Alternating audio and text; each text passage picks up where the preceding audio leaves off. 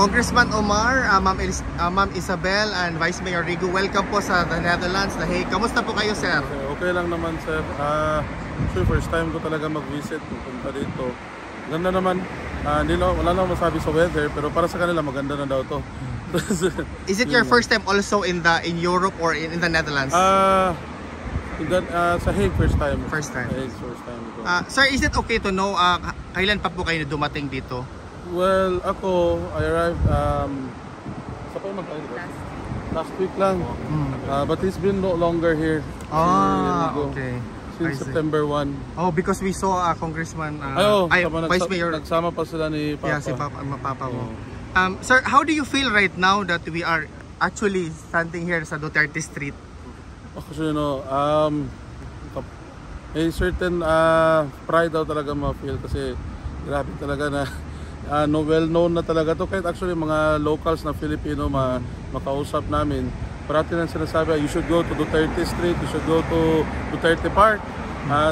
Them saying that di pa nila kami kilala. So, kita nila Pilipino, mismo sila, gina-promote nila ang lugar. So, makasabi talaga ako na ganyan ka deep-seated talaga ang impact ni Lolo sa buhay nila na kahit dito kalayo na ng lugar, proud pa rin sila kay PRD. Okay, sir.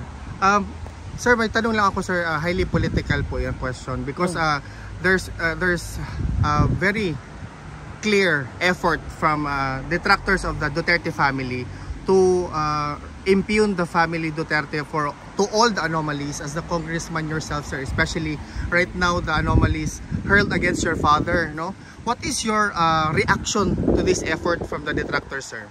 Well, this is not something new naman. Since nung time ni Madam President Gloria Macapagal-Arroyo, nung time ni Speaker Nograles, inahabol naman talaga ang family namin. Parati na gina-throw ng accusation sa yun nung time na nun kay then Mayor President Rodrigo Roa Duterte. Rodrigo Roa Duterte lang pala. Si Mayor Digong, parati na gina-target nun. And then sa latter years ng Aquino administration, of course, dahil malakas na candidate yung lolo ko, sila rin nag-start. So itong admin nabago, admin ni BBM, di naman siya ganyan kabago. Parati talaga sila may masabi sa amin or ginalink sa amin kung ano man mga misgivings na nila or mga pagkukulang nila sa tao, gusto talaga na i-link sa amin. Ang totoo lang niyan, wala kaming kakahiya talaga. As sa mga statement ni Papa, ni Congressman Pulong, you can check, you can go to the city, go to the first district, Papan. You can see na lahat ng projects, wala naman kaming ghost project, hindi sikat ang multo sa amin eh. Walang ghost project sa amin. Lahat talaga ng kung ano man sinasabi na budget na bigay kay Papa, napunta talaga sa use na magamit ng tao up until now. Of course, yan talagang legacy ng pamilya since noong time ni PRD, build talaga. So marami talagang legacy projects, maraming bridges, ang interconnectivity ng buong Pilipinas naging stronger or at its strongest noong time ni Lolo. Speaking about legacy projects, wala akong masabi sa ngayon na administration. Okay. Sir, do you have already a schedule for you to enter and visit your lolo? Unfortunately, wala pa. At that aspect, we don't really understand why.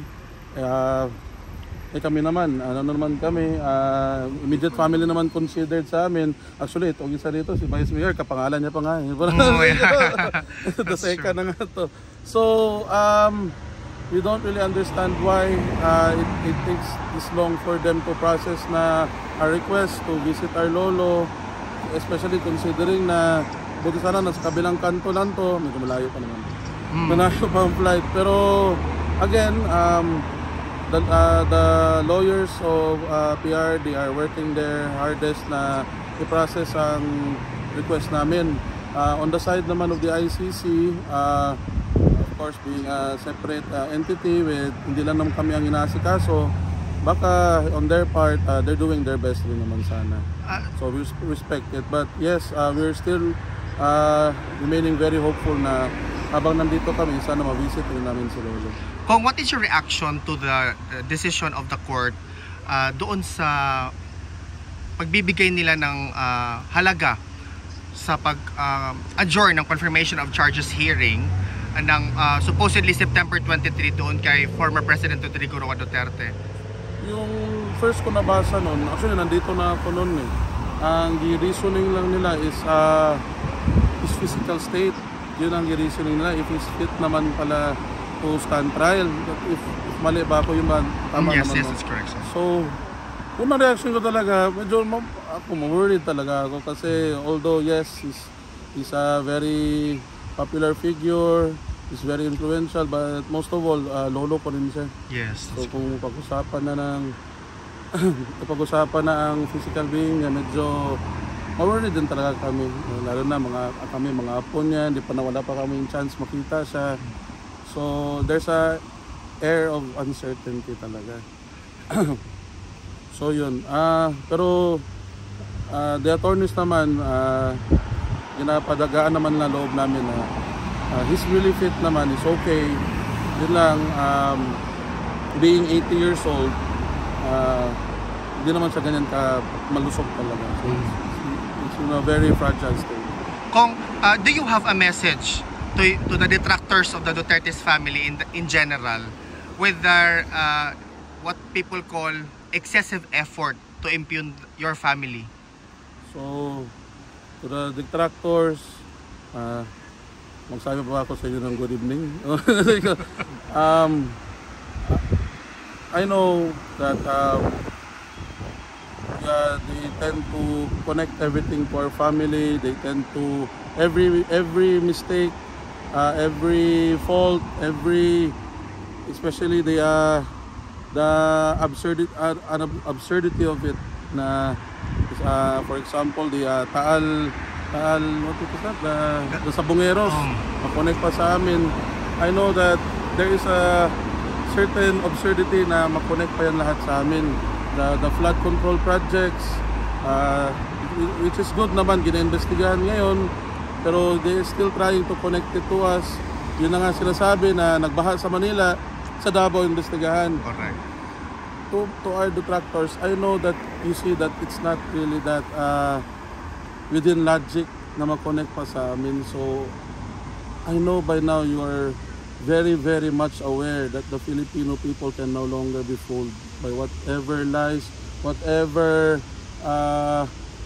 misguidance that you are telling to them. I know that deep in your heart, no matter how many mga trolls na one friend lang nag-like sa mga post nyo, yung mga naka-lock profile na kahapon lang ginawa, kahit ilang ganyan na effort ibigay nyo, hindi nyo na maloko ang taong Pilipino. They are waking up and they are very aware. I know that na you are just fighting for whoever is the highest leader, but the Filipino people don't care about that. They are actually looking for credibility. They are looking for someone who is the cause of all the floods, of all the problems the Philippines are facing now. They are looking for a face. They are looking for someone who's responsible. At kayo mismo ang pinakauna may alam sinong responsible. Malamang sila ang funder niyo. Kung your message lang doon sa isinasagawang pagkilos sa September 13 sa Pilipinas at I think September 21 na magkaisa mayroon sir, magtipon-tipon ang mga Pilipino. I think sa EDSA Shrine. I think these are prepared by separate groups but the objective is to actually show park yun. L ang starting ng park. Luneta. Sa 21, hindi ko alam sa 13 pero thank you for informing me. So again, partly doon sa sinabi ko sa detractors, the Filipino people are clamoring for answers. You the people, bilang elected official, you lend us your power because you have faith and you have trust in us. If you think that some government officials or some upper echelon of government officials, lalo na yung sinasabi na mga sacred cow, yung mga untouchable, walang untouchable. Kamu ang wala akong Bisaya. Okay lang mo Bisaya. Kamay sir. Kayo ang boss namin. If you think that there's something wrong na, if you think na this is this cannot go any further. Fight for your right. Fight for the power that you lend to us. Kung kailangan babawiin, di bawiin. If you think that they don't have the Filipino people as a top priority, only themselves, then of course you have the right to fight for yourselves, to fight for your country rin. Lalo na nagamahal lahat, hindi mo pa alam asan napupunta ang taxes mo. You should fight.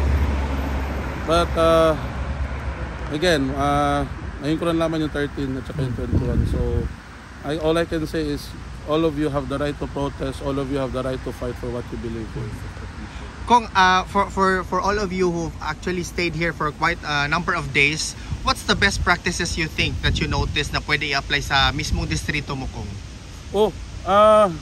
Actually, maganda sa itong bike, pero well, dito naman sa Den Haag, I'm sure na mas matanda pa ito sila naging city kaysa Philippines as a country. So grabe siguro ang planning that come to this. Pero kung meron man ako malagay sa district ko dito, siguro I'm just very hopeful the public transport system nila dito sobrang organized, sobrang well, on time naman rin. Sa amin, we're trying to do that naman in Davao, the whole of Davao. Of course, thank you, Mayor Sebastian Duterte is trying his best to implement the public transport doon sa modernizing the public transport of our city. And kung makita mo dito, it's doing well naman rin. There's some traffic, pero hindi naman nag-aabot ng mga 2 minutes, 3 minutes sa isang stoplight. Mabilis lang. Wala naman nagdadali dahil siguro sa public transport. So if yan talaga siguro ang sagot, not only in my district but the whole Philippines, dapat talaga ang public transport. Malamang meron dito mga nakasuit, nakawaw.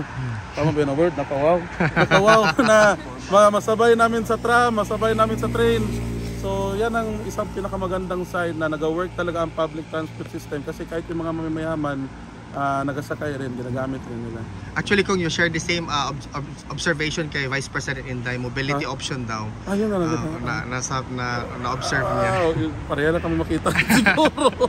Kung last statement na lang or question, no? What's your message sa mga kababayan natin na hanggang ngayon, kung almost 6 months na sumusuporta pa din sa lolo mo at sa pamilyang Duterte in general?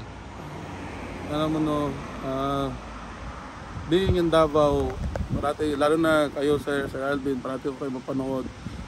Grabe ka, overwhelming feeling. Alam mo yan, at the same time, they know na na-hurt rin sila. Nandito si PRD ngayon. All they wish for, na makauwi na siya, to be with his family, lalo na at his age. The service is done to the Filipino people. Alam ko yan ang naramdam nila kay PRD. Kaya sila, nainganyo sila magpunta dito. Gusto nila ipakita ang support nila. Gusto nila na mabigyan din ng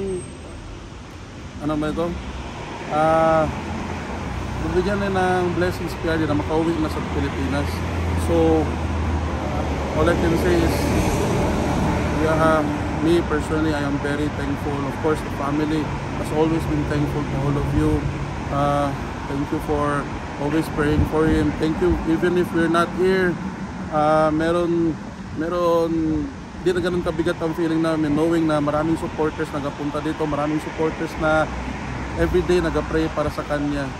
So for us, para na kayong pamilya rin namin, kasi minamahal niyo ang lolo namin. Mas marami pa kayong days nandito kaysa sa amin. So from the bottom of my heart, daghang kayong salamat. Thank you. Daghang salamat, Kong. Sir, thank you, sir. Thank you, ma'am.